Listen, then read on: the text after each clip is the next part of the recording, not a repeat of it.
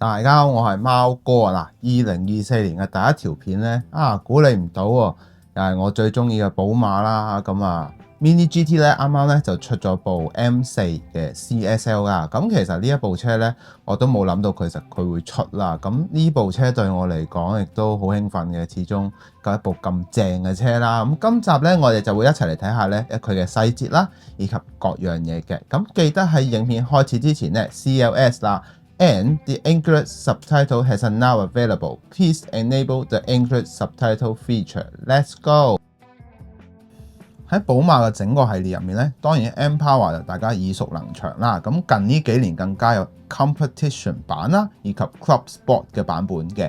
而當中嘅 CLS 咧，更加係一款超限量嘅車款啦。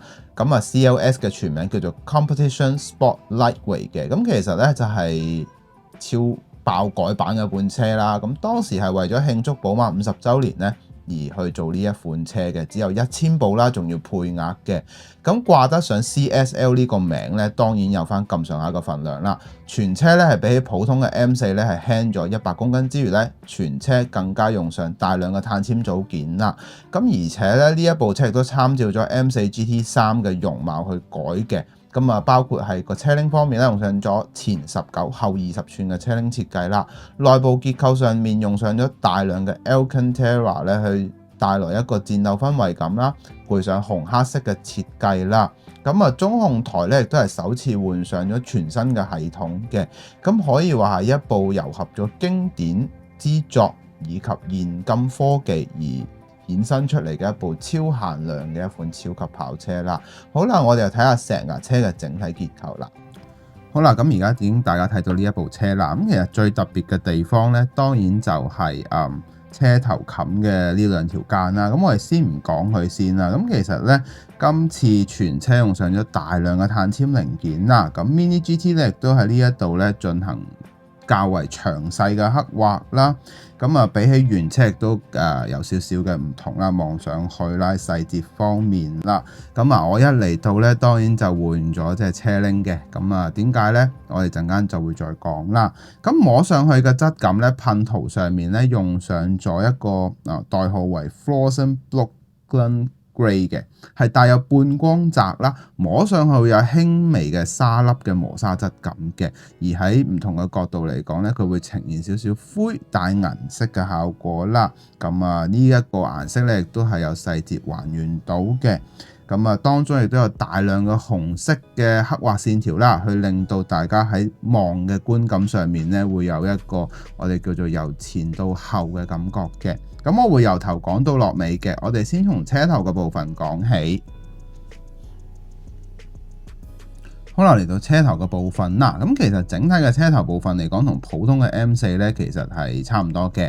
咁但係值得留意嘅係咩咧？就係大家會見到有頭鏟嘅部分係多咗啦，咁第二個部分就係一啲窿嘅位置咧，例如豬鼻窿啦，以及一啲頭鏟嘅部分咧，都基本上換上咗碳纖嘅。而真車方面咧，頭泵把以及沙板啦、頭冚部分全部亦都換上咗碳纖嘅。咁當然呢度就表達唔到啦。咁但係從一啲細節嘅話，亦都係睇到佢一啲唔同嘅地方嘅。第一點咧，當然就係寶馬嘅50週年呢一個章咧，係有細節咁刻畫。呢一個位置咧，攞放大鏡望落去係非常非常清楚嘅。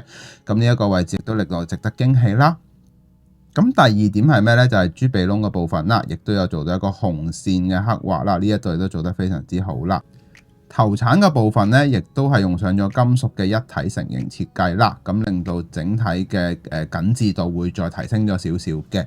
嗱，咁另外值得留意嘅當然係咩咧？就係今次咧，我覺得佢真係每一次佢做車咧，佢對於自己嘅車可能有陣時候有啲 bug 咧，佢都有去做修正嘅。第一點就係呢一個我哋叫做一個 sensor 頭啦，呢一個位置係有加翻之餘咧。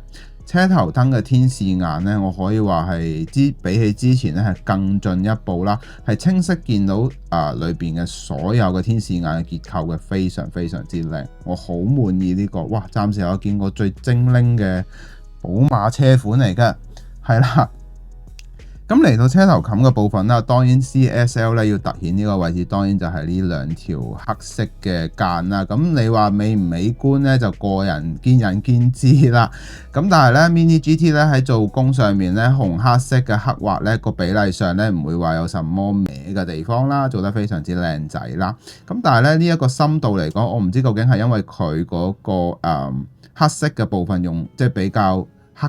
即係我哋叫黑咗啦，咁令到佢個深度咧睇唔出咁明顯啦。咁如果咧可能換咗其他色會好啲，但係如果你話換咗色都係爭少少嘅話咧，呢個位置其實係要深啲嘅。我自己咁睇，因為呢兩條線咧係直接帶呢個空氣動力學咧增加下壓力，由呢一度帶動去車尾嘅一條特別嘅氣動嘅線條咧，即係嗰條律動嘅線條咧就喺呢度睇得到啦。咁另外咧沙板嘅部分咧。今次咧，亦都有留意到啦。雖然佢都係用上咗，都有還原到，而且咧係有藍色嘅車線嘅。咁呢啲位置做得非常之好啦。咁我哋又睇下車側嘅部分啦。好啦，嚟到車側嘅部分啦，咁其實咧整體車側咧同普通嘅 M4咧係一模一樣咁滯噶啦。咁值得留意嘅當然就係佢哋 option 上面嘅一啲增加下壓力嘅組件啦，包括係有側裙以及尾擾流嘅。咁值得留意嘅部分係咩咧？就係側裙嘅呢一條紅色車線咧，其實非常之靚仔嘅。我冇諗到，咦佢呢度居然係可以做到嗰個粗幼度係非常適中啦。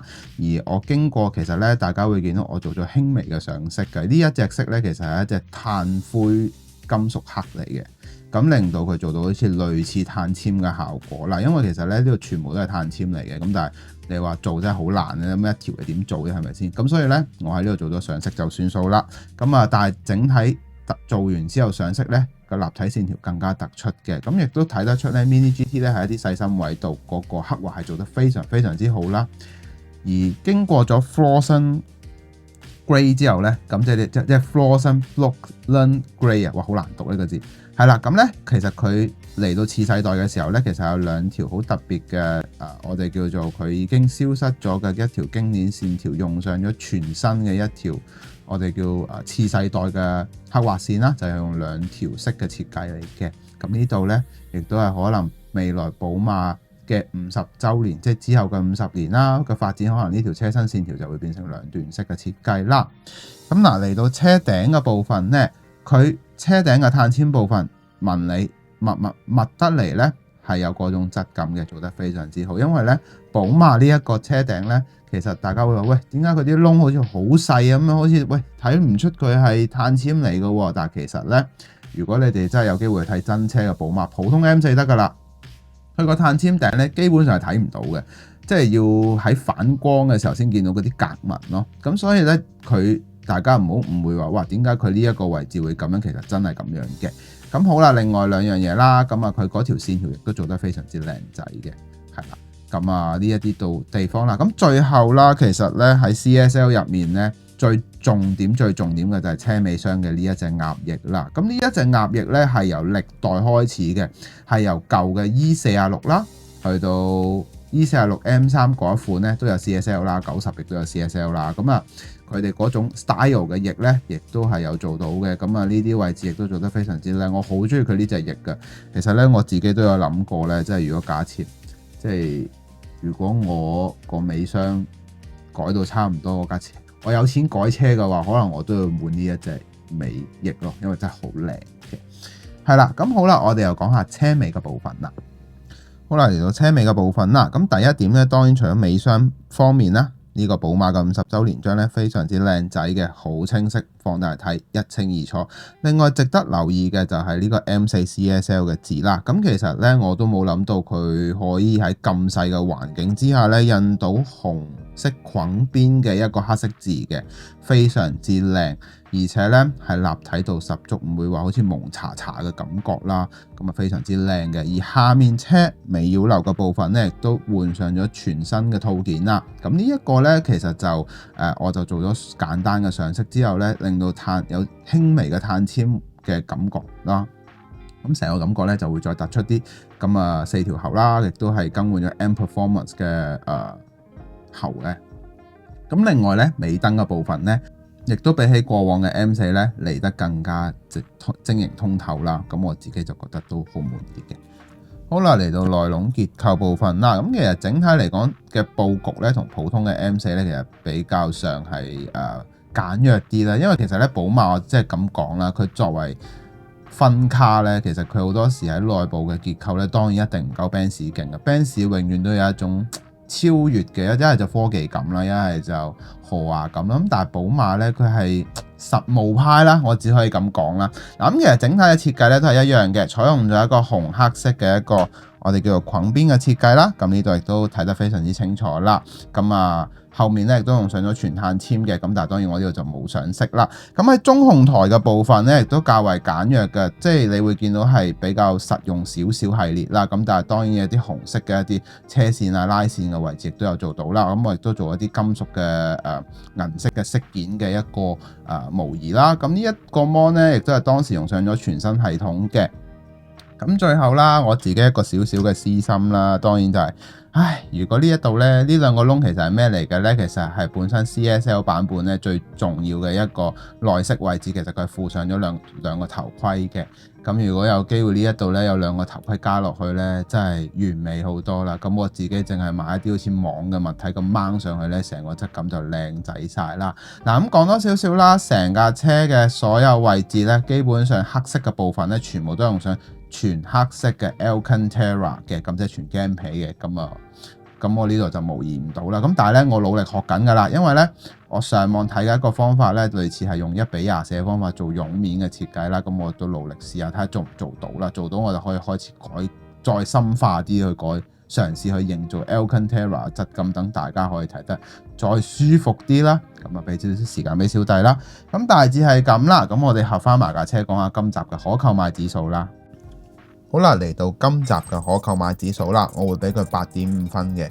咁整體嘅車身質素亦都符合我預期啦，無論喺顏色啦，一啲紅黑色線嘅刻畫咧都做得相當之靚仔啦。